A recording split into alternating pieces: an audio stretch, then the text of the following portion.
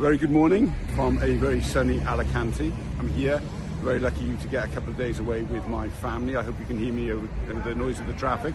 It's very busy here. I wanted to share something with you. When I come on holidays, especially these city breaks, I love to find out at local markets, and there's a spectacular market here. This big building that you can see behind me is a big market here in the centre of Alicante. Went in yesterday, didn't know what to expect, thought there was going to be lots and lots of different stores, which there are, but quite surprisingly, most of them in this huge building here just sell meats, all different types of meats, all together. There must be 30, 40 meat sellers. They're just queuing up to go inside, so when I can get inside, I will show you. So here we are in the marketplace. It's quite spectacular. Beautiful stores, all independent stores. You can see it's very busy. There are lots and lots of people shopping. Admittedly, it's New Year's Eve, so there's lots of people obviously just out getting all their produce to spend time with their family. They obviously celebrate the Three Kings here in Spain. I'm just showing you all these independent retailers all selling the same thing. They're all selling the same produce. But they're all independent, they're all different from each other.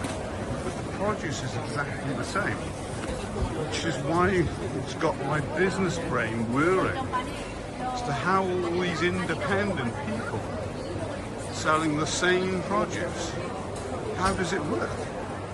Why are they all in the same place?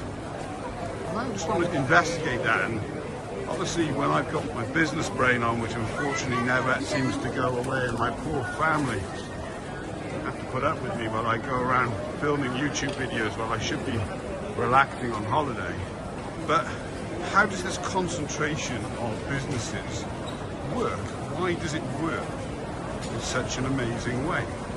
So I just want to have a little chat on the steps of this market, perhaps see how this could relate to healthcare. So I've tried to find a quiet place outside of the market, which is almost impossible because there are literally thousands of people walking around, just to discuss this amazing place. And I just wanted to really think about how do 30, 40 independent retailers, all condensed into one spot, all selling what I can see to be almost exactly the same produce, manage to survive all year round. Yes, it's busy. It's New Year's Eve today, so obviously everybody is out preparing to bring in 2026. So you would expect it to be busy, but how do they survive? What is the business model behind this, and what lessons can we learn from it? There are areas in the UK, like the jewellery quarter in Birmingham, for instance, and Amsterdam, they condense different businesses together. But it just, is the city busy enough to warrant 30, 40, 50 independent meat retailers all in one spot? And could we bring this into our world? What should we be doing in healthcare? Should we be condensing our services or working independently, which we currently do? I've actually run two different types of businesses. I've run a multidisciplinary business that I sold recently, and now I just concentrate on podiatry. Which model do I think is better? I personally think just focusing on one thing is a better model. I'm far happier just running a podiatry clinic. When I ran a multidisciplinary business, I had podiatry, opticians, chiropractors, physiotherapists, audiologists, all under one roof. And yeah, it was a good business, but I always felt that we were good, but not great, because you'd focus on one side of the business and then the other side of the business would suffer. So you never actually became brilliant at one thing. You were just good at many things. This is obviously the destination. If you want meat in Alicante, where else would you come than this incredible market here? But was I that destination? No, I don't think I was that destination. I think people came to us because we offered a good service, but we didn't offer a great service. Whereas in that market, they are offering a great service. And I think what they're doing there is that each independent retailer is increasing the standard. They're not going to survive if they're a poor retailer or they got a poor produce. They're pushing up each other's standards by working side by side. So my takeaway from this, because I'm always looking at business models and my poor family that have to put up with me when I come away and have to record things like this because it captures my interest, but I just think focus on one thing, focus on one area and become brilliant at it.